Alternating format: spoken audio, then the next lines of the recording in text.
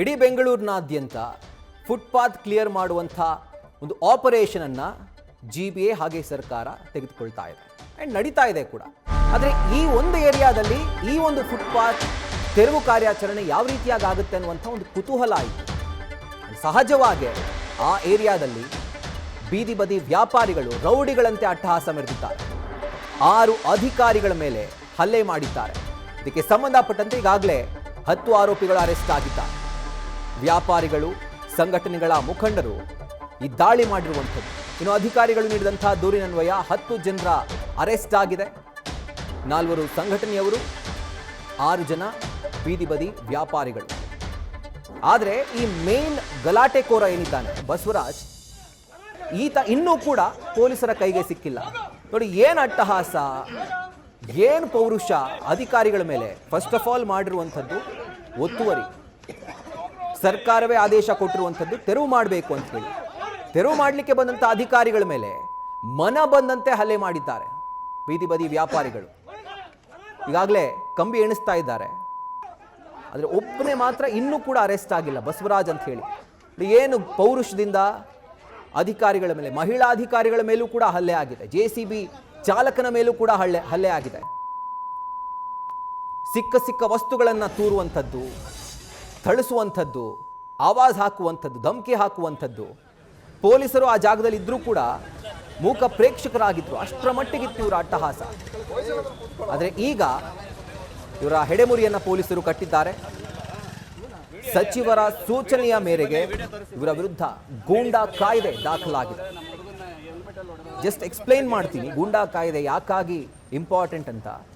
1 ವರ್ಷಗಳ ಕಾಲ ಯಾವುದೇ ಟ್ರಯಲ್ ನಡೆದಿರೋ ಹಾಗೆ, ಅಂದರೆ ಕೋರ್ಟ್ನಲ್ಲಿ ಯಾವುದೇ ವಿಚಾರಣೆ ಆಗದೇ ಇದ್ರೂ ಕೂಡ 1 ವರ್ಷಗಳ ಕಾಲ ಪೊಲೀಸ್ ಕಸ್ಟಡಿಯಲ್ಲಿ ಪೊಲೀಸರು ಉಳಿಸ್ಕೊಳ್ಳಿಕ್ಕೆ ಅವಕಾಶವನ್ನು ಕೊಡುತ್ತೆ ಒಂದು ಕಾಯ್ದೆ.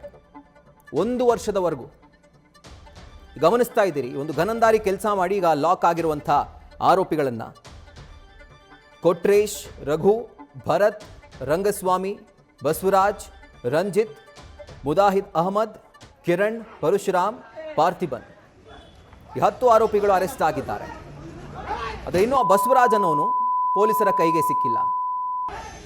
ಫುಟ್ಪಾತ್ ಇರುವಂಥದ್ದು ಹೆಸರೇ ಹೇಳೋ ಹಾಗೆ ಫುಟ್ಪಾತ್.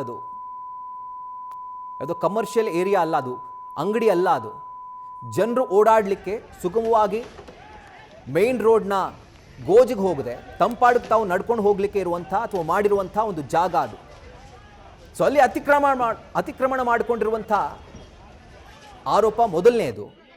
ಅದನ್ನು ತೆರವು ಮಾಡಲಿಕ್ಕೆ ಬಂದಂಥ ಅಧಿಕಾರಿಗಳ ಮೇಲೆ, ಮಹಿಳಾ ಅಧಿಕಾರಿ ಅನ್ನೋದನ್ನು ಕೂಡ ನೋಡದೆ ಹಿಗ್ಗಾಮುಗ್ಗಾ ಹಲ್ಲೆ ಮಾಡಿದ್ದಾರೆ, ಥಳಿಸಿದ್ದಾರೆ.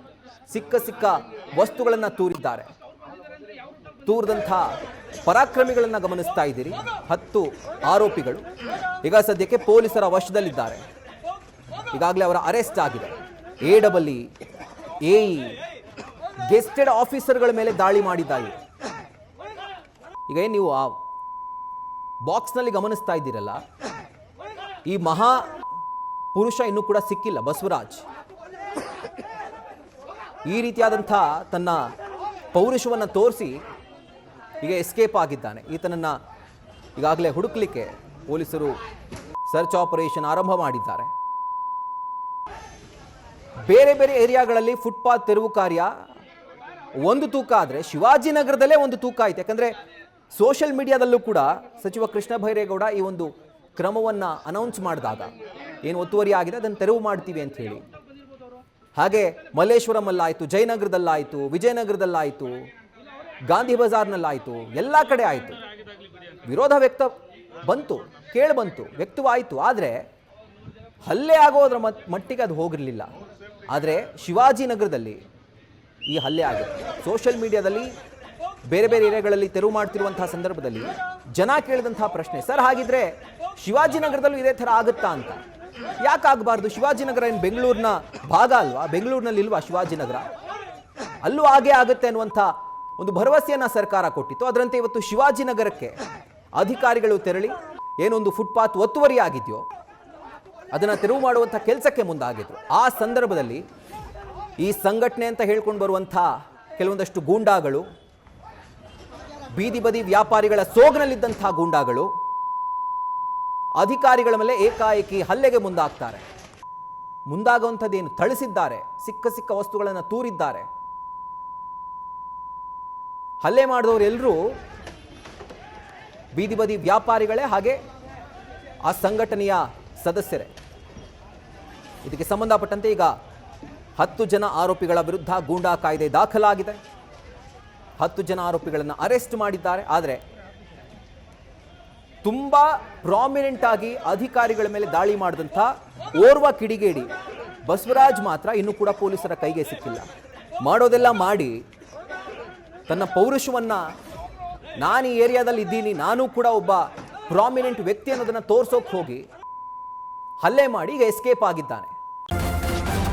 ನ್ಯೂಸ್ ಫಸ್ಟ್ ನಿರ್ಭೀತಿಯಿಂದ ನಿಮ್ಮ ಪರವಾಗಿ.